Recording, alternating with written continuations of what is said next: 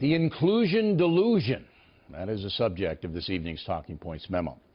6 days after Donald Trump won the presidency, many on the left are still angry and depressed.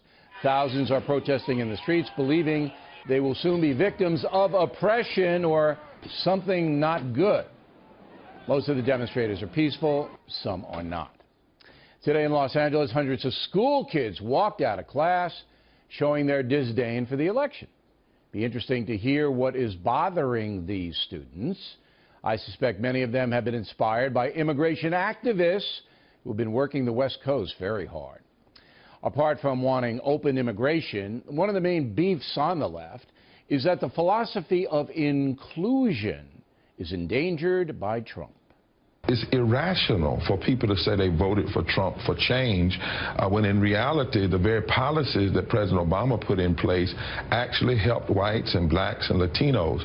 And what I believe is that when you have fear rooted in racism, it's irrational. America, at its best, is inclusive and not exclusive, that we insist on the dignity and God-given potential and worth of every child. I've heard everything from kids afraid to go to school because they're not sure their parents will be home when they get there. I've heard some families talk about not going to work. I've heard some people afraid to walk the streets because they may look like they're Muslim. Apparently, the anti-Trump people believe that 8 years of the Obama administration have brought about an American unification, that we are basically harmonious in this country. And now, all that harmony has been dissolved because Trump was elected. Is it me, or is that point of view about as strange as Kanye West wanting to run for the White House? Fact is, more than 60 million Americans do not feel that President Obama included them in his grand left-wing vision. Thus, they voted against continuing his legacy by giving power to Mr. Trump. Stated clearly, there is not a man on this earth more opposite Barack Obama than Donald Trump. 60 million folks, a huge crew. And again, many of them feel excluded, not included, by the president's policies. Now let's get specific. It is not inclusive to spit in the eye of religious Americans by forcing Catholic nuns to fund birth control and promoting abortion without limits. I think all sane people would agree that's not inclusive to Americans who hold sincere beliefs on life. Same thing with forcing Americans to pay more for health insurance so the poor can have free or subsidized health care with no strings attached. That's good for the have-nots, but millions of working Americans are not included in the benefits of Obamacare. They're hurt by higher premiums and lack of medical choices. It is not inclusive to ignore the hard drug epidemic in America that's shattering families and killing thousands, while diverting the attention of the Justice Department into controversies like who can use which bathroom. Then there's illegal immigration.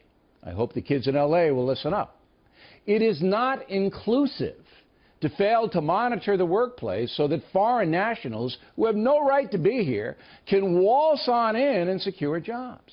That excludes American citizens from fair marketplace competition because many illegal immigrants work cheaper, thus driving down salaries.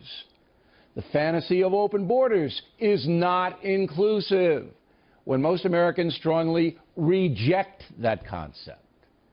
On the safety front, it is not inclusive to fail to protect the poor in Chicago from the murderous gang violence there that's been going on for years, while the city fathers do absolutely nothing to contain it.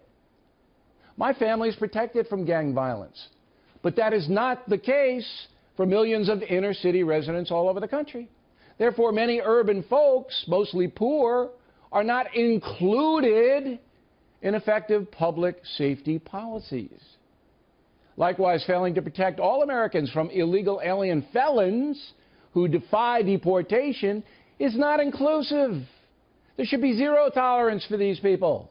Instead, cities like San Francisco harbor them, excluding all law-abiding Americans from the protection they deserve and pay for through tax levies.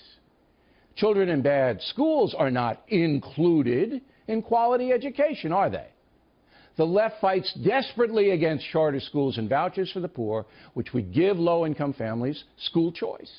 Memo to the progressive community: opposing school competition is not inclusive at all. Hating your neighbor because he or she holds different life views is not inclusive. Despising white or black or Asian or Hispanic votes is not inclusive. Disparaging gays is not inclusive. But forcing business people to support gay nuptials when their religious beliefs are challenged is not inclusive either. We have a long history of conscientious objection in this country, do we not? It is not inclusive for government to target the assets of successful Americans while demonizing them like Bernie Sanders does. Fair share contains the word fair. Achievers in America, if they are honest, deserve applause, not derision based on jealousy and entitlement.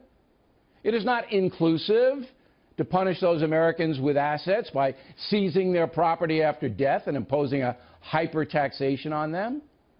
Reasonable taxation is necessary. Gouging is oppressive and not inclusive. Finally, the national media in this country generally excludes traditional Americans from fair play. They mock and demean conservative folks, sometimes even branding them racist, sexist, haters of one group or another. This awful trend is championed on the net, which pretty much excludes anyone who is not liberal from inclusion in the good person club.